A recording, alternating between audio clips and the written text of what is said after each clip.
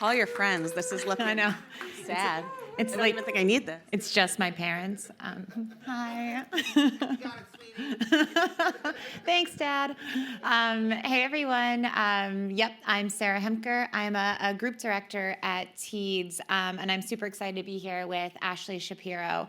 I got the call about, doing this, and honestly, it was a little bit of a fangirl moment for me because I, like most people, grew up with American Eagle, and it's kind of that brand that I think, once I became 4 inches taller than my sister, I had to go buy my own jeans instead of steal hers. And American Eagle was like that brand that was still cool and hip and fun to wear to school, but also that my parents approved of and were, kind of willing to let me wear. You have to remember this is, I don't know, like early 2000s. So this is when there was like inseams that were about like this high on girls. And we were, for some reason, wearing like Playboy Bunny logos. But anyway, my poor father. But it was just it's a brand that I love and remain a fan of. So I was excited to be here. And Ashley, thank you so much for the time and for being here. You've had an incredible career, right? You did almost 10 years at Coach. It's not over. Thus far. She announces her retirement. No, but you've had a great career, 10 years at Coach, right? And then moving to American Eagle about 5 years ago. And you are, if I'm going to get this right, the Vice President of Marketing, Media, Performance, and Engagement. Correct. That's a lot. It is a lot. It's a lot. It's a mouthful. There's a lot of Yes. commas.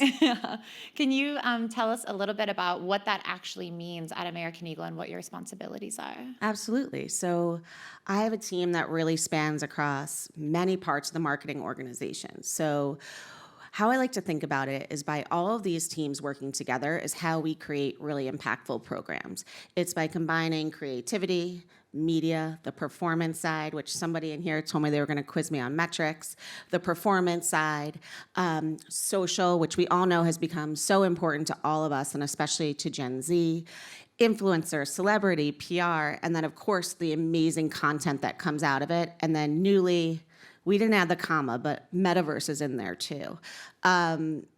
All of those worlds coming together and the creative minds, along with the art and science of it together, is how we have such an impactful customer journey that's super aligned and collaborative as a team. Yeah, that's amazing. And I think feeding on to that, we've seen a lot of innovation coming out from all industries, not just our own, but coming out of the pandemic and changes made. What's something that American Eagle, either an idea that came out of it or a pivot that you made that you're just especially proud of? Well, I love to talk about innovation. And as American Eagle is the #1 jeans brand for men and women 15 to 25 and women of all ages. Not many people know that stat, but it is a true one. And with that, it makes us kind of own Gen Z. And Gen Z is synonymous with youth culture, and youth culture is synonymous with innovation. Innovation is always evolving, it's always changing, and as a brand, you want the headlines, you want the ad week, you want all the stuff, you want to be sitting in this seat right now talking about your innovation. But to me, what innovation really means is when you're walking on Main Street in the town you grew up in or where you live now, and you see a 17-year-old and you say, what brands are really innovating? Who do you think is doing a good job? And they say American Eagle. That's when you know you've succeeded. Yes, the headlines are great. Sage Lou over there gets all of them.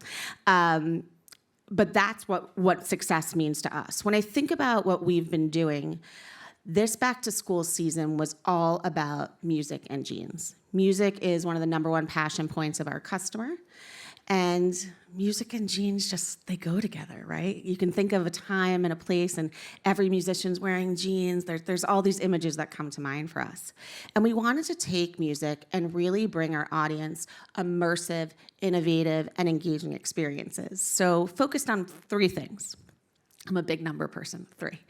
The first one is we are the first brand to partner with TikTok Sound On. What is Sound On?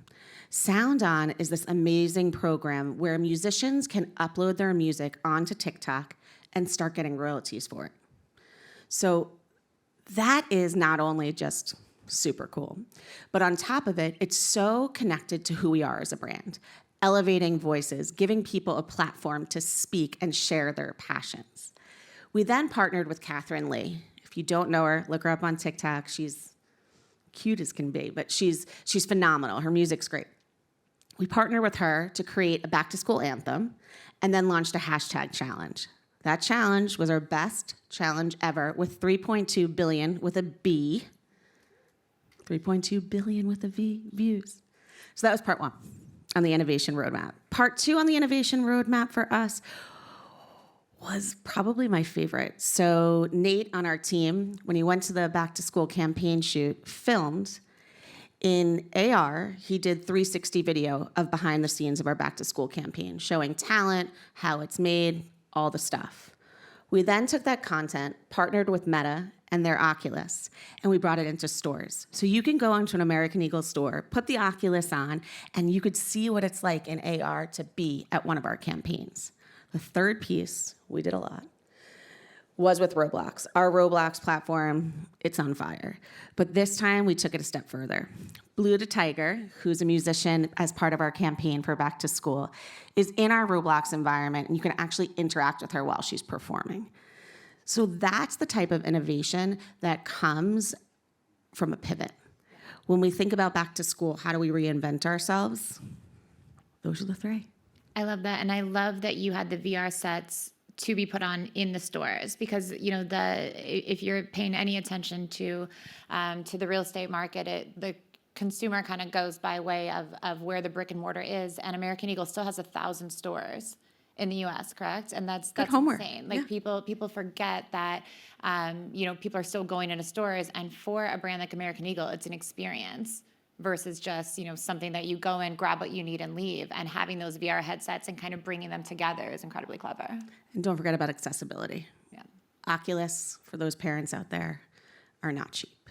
So not everybody has them. We want to give accessibility to everyone. So if you have one at home, great. But if not, come to the store, try it out. Amazing. Yeah. And staying in that same vein, we talk a lot about Web3. We talk a lot about the metaverse. And I think it's interesting that everyone kind of seems to have a different definition of what it is and what to do with it. American Eagle specifically has leaned really hard into it. Tell me a little bit more about kind of how you guys define it and other parts that you're using it for. Okay. For people who've been at this all day, whenever somebody says metaverse, drink. It's gonna be a good day. No, I mean these are the buzzwords, right? And I feel that as brands, as consumers, we're all paralyzed by them because, like, how do I do it? How do I get in? All those types of questions. The reality is, you're probably already in there, right? What does it mean? It's the future of the internet. That's what it is. It's scary, but that's the truth. It is the future, and the way that we like to define it is very simply, because again, you're doing it already. It could be as simple as outfitting your Bitmoji, or playing in Snapchat with AR. Or if you want to take it next level, you go Sandbox to Centraland. I think that's like a totally different session than this one. But, you're probably in it. So I just define it by the future of the internet. It's so many ways to interact in the metaverse. And like you said, we've been in it for a while, but my disclaimer to that is you have to go in with an objective. Not every person, not every brand needs to play in it. You don't want to do something just because your friends are. It's not cool. You have to do it because there's a reason for being. For us, it's really important to be where our customers are. And with Gen Z, we all know that's where they are. That's where they're playing. They're the most innovative generation out there. And you need to have KPIs. We all need KPIs, right? See, I got you. So that's really, really critical. So when I think about some of the things we've done and really become a leader in this space, we did it with our eyes open. We took risks, but we did it with an objective. So some great examples of things we've done, and again, we're gonna go with three. NFTs. We were one of the first brands to launch NFTs. First collection sold out 30 seconds. Second collection, 90 seconds. But what I wanna call out about the NFT is we made it authentic to us. Our NFTs were $1. Most people don't even know what an NFT is, and they can't afford it. 15 to 25-year-olds, they're not on the blockchain, right? Like, what's going on there? So we wanted to make something that's affordable, that's accessible for our audience, so we weren't just doing NFTs to do them. Two, going back to Roblox, our Roblox Experience launched last spring. So far, we've had 42 million unique visits. That's number 2 behind Gucci in the fashion space, just We've had 23 million unique try-ons. And then one of my favorite stats that Nate gave me this morning, actually, 10 minutes people are spending in there.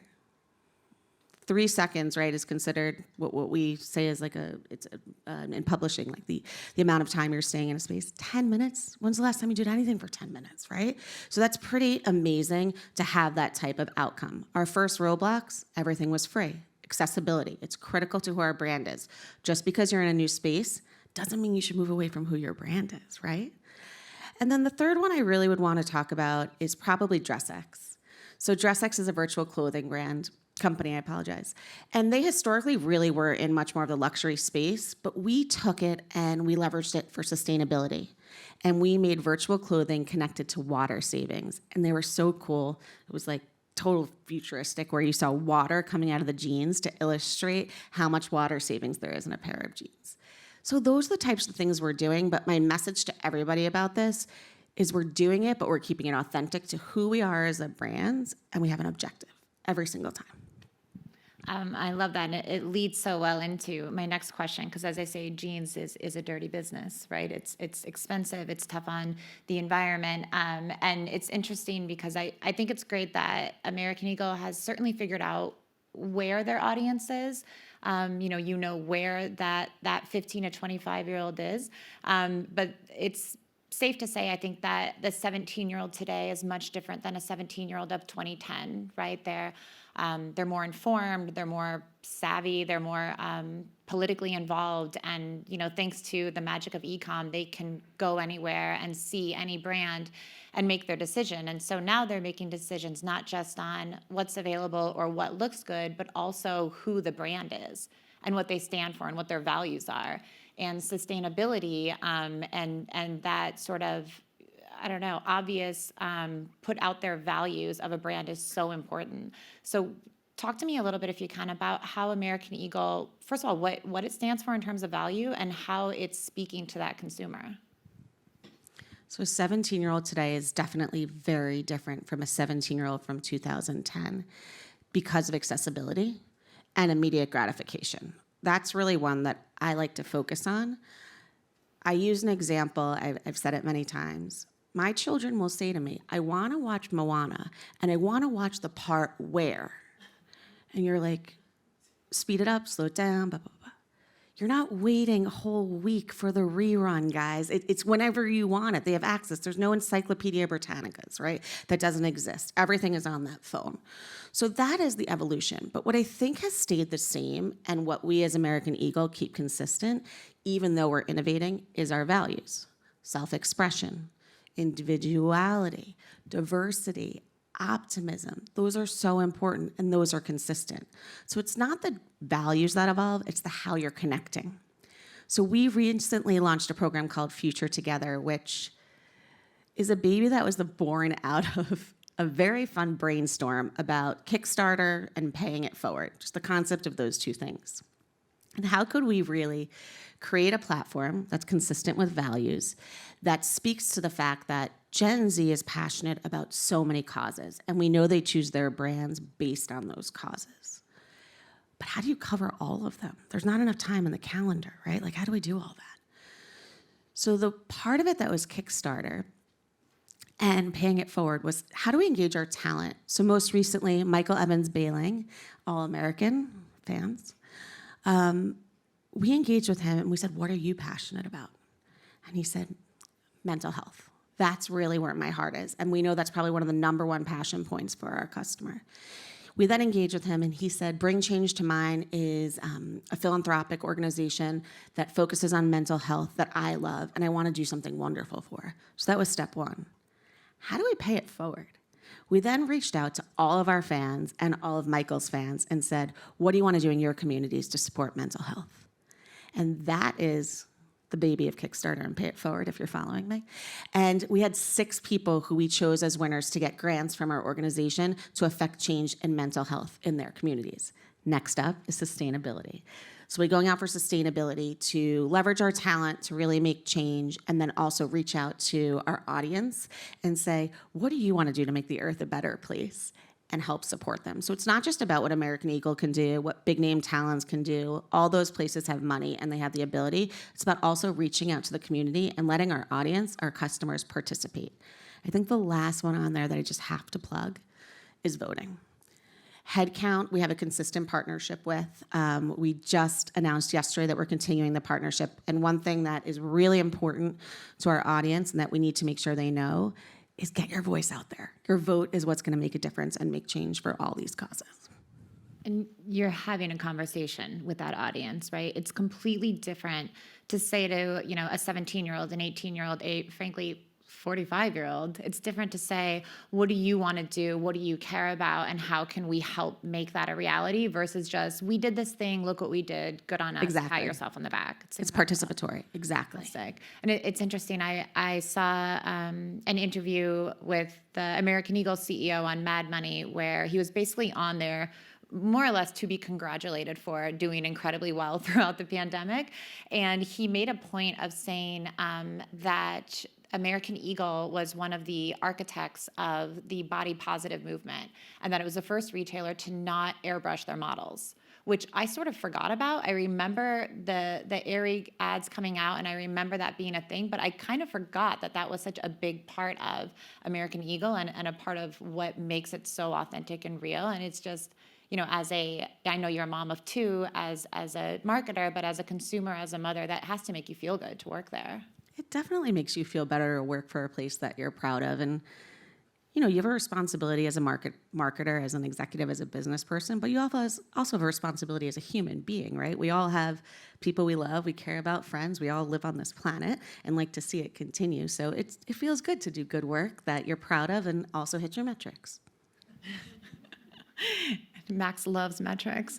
He's super fun if everybody wants to hang out with him at dinner tonight. And in that same vein, though, it's got to be authentic, right? You know, we talk about how savvy Gen Z is, and we talk about how smart they are, but they're also incredibly aware of when there's pandering at foot, when they're sort of being lied to in a way of just a brand jumping on a trend, what's out there. And I know that influencers are a huge part of what you guys are doing. So talk to us a little bit about how you're choosing those influencers to a point where it feels natural with the brand, but also represents what it is that you're looking for. Yeah, Gen Z definitely has a great bullshitometer, right? They know when it's not an authentic partnership. We all do. And especially with social media, it's so transparent now. So we use 4 filters. I went from 3 to 4, guys. Sorry to keep guessing, but we use 4 filters when we're choosing a partner. So one is, are they on brand? Does it feel authentic to who we are? Do they believe in the same things we do? 2, you know, what are their passion points? We know our customer loves, Gen Z loves music. They love sports. They love gaming. They love philanthropic efforts like sustainability, things of that nature. They love pop culture. 3, we need a mix of tiers, right? Of course. And then 4 is diversity. That's really important to who we are as a company and as a brand. So we put everyone through those 4 pillars. If you pass, then it's really about, for us, making sure it's somebody that our audience is inspired by, but also aspires to be. And that's a really fine balance of finding those people that you can really connect with, and a Gen Zer who's seen every influencer out there will feel as authentic, to your point. We then take them and we need to leverage them and create content with them in the spaces that our audience is spending their time. So a great example is Addison Rae, famous TikToker. We had a long-standing relationship with her, and the reality is it was a match made in heaven. I mean, TikTok at the time, not saying it's not now, was #1 platform for Gen Z. Addison was, I think, #2 at the time. And she grew up telling a very similar story to you about wearing American Eagle jeans. And that story really shined through in everything that she was doing. That's great. And I think it's so important too that, you know, a company stay agile and aware of what's happening. And the fun of working in emerging technologies and influencers is that it is new and exciting. But the I think part that makes you a little cautious is things change on a dime.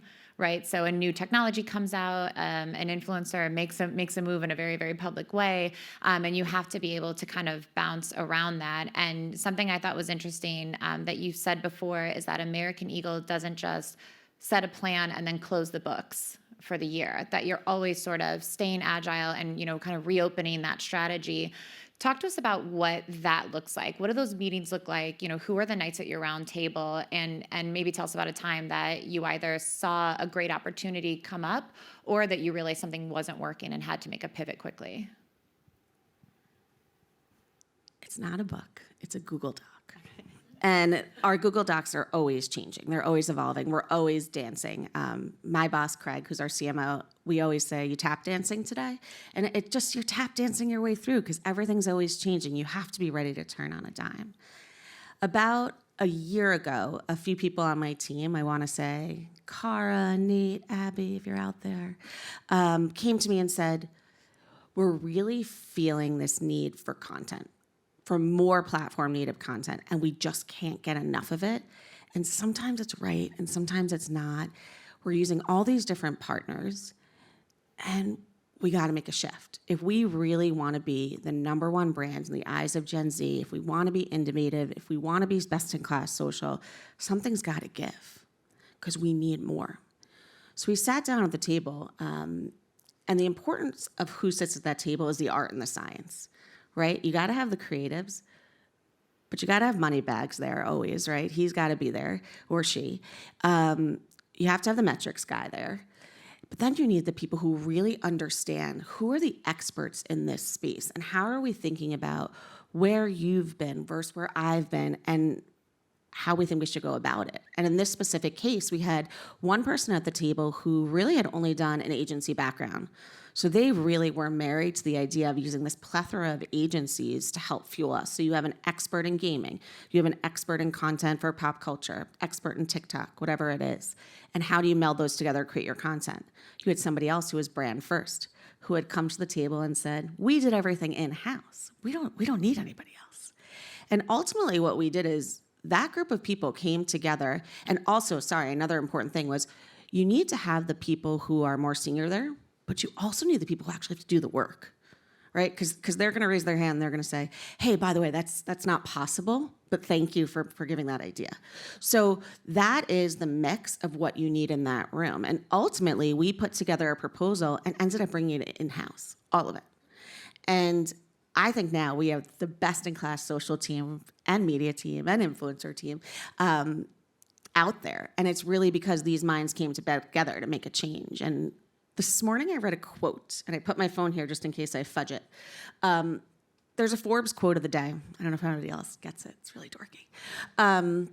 But this gentleman said, innovation and learning go hands in hand. And I hope I don't mess it up. Sorry for the gentleman who wrote it. Innovation and learning go hand in hand. And the biggest sign of, just forget it. I'm just going to read it. Just forget it. Speaking of authenticity, we're going to get this one right. We're going to get it right. Very tired. Okay. Learning and innovation go hands in hand. The arrogance of success is to think what you did yesterday will be sufficient for tomorrow. Thank you to William Pollard. That really defines what I was just discussing. You need to have all those people at the table because if it was just me sitting in the room, I'm just going to go on what I knew from yesterday. But you need all these people to bring new ideas, and that's how innovation occurs. It's by all these people coming together and learning and listening to each other. And that has to impact, by the way, how you're creating that team and how you're hiring, right? Sure. When you're looking at applicants coming in, or even when you're just thinking, hey, there's a hole in this, we need to create this new position. What are you looking for there? No position's the same, no team's the same. I would tell you, art and science goes into hiring just as much. I sometimes would rather hire somebody who I think is a team cultural fit, but maybe needs more help on the hard skills. Because I think that the marriage of the team, because it really is a marriage, right? I mean, I talk to my work colleagues more than my spouse. So it really is a marriage, and you need to like them. Your job is way better and your output is better if you actually like people. We've all sat in a room and walked out and said, I never want to speak to that person again. Right? It's much better when you're surrounded by people who you want to be with, you think are smart, who you respect. You can learn the hard skills. Anyone can learn something. Exactly. And I was going to say, and probably hire Gen Z to reach Gen Z. Yes. Yeah. Sure. Sometimes we're in a meeting and somebody says something and I have to say, like, what does that mean? I don't understand what you're saying. But yeah, of course. Amazing. And we've just got a couple of minutes left, and then I'll open it up to questions. But I have to ask, it's September coming into Q4. What are you most excited about that American Eagle is doing for holidays and coming into 2023? I cannot tell you. I'm most excited about as we go into 2023 and even holiday this year. This is the first holiday, guys, that we're not talking about COVID. Is anybody else excited about that? We're not talking about COVID. There's no ambiguity. Are people going to go to the mall? Yeah, they're going to go to the mall for sure. So I'm really excited about that. I know that's not super innovative. I think the evolution of that, of the fact that we've returned to normalcy, is what is the role of the channels? Right? How does that evolve? There's so many different ways to shop now, more emerging ways to shop, engaging, interactive. There's a plethora of ways. You can shop on Snapchat, you could shop on TikTok, you could shop live, you could shop in a store. But what is the role of those channels and what is their reason for being? And that's, I think, the $1 million question for 23. As a brand, how do you make sure that all the channels in your mix are important and they have a reason for being? Fantastic. Well, congrats on all the success so far. Thank you. We're looking forward to see what you guys do next. Do we have a few minutes for questions? Not really. Okay, that was it. That was the only question. To be continued. Thanks, everyone. Thank you.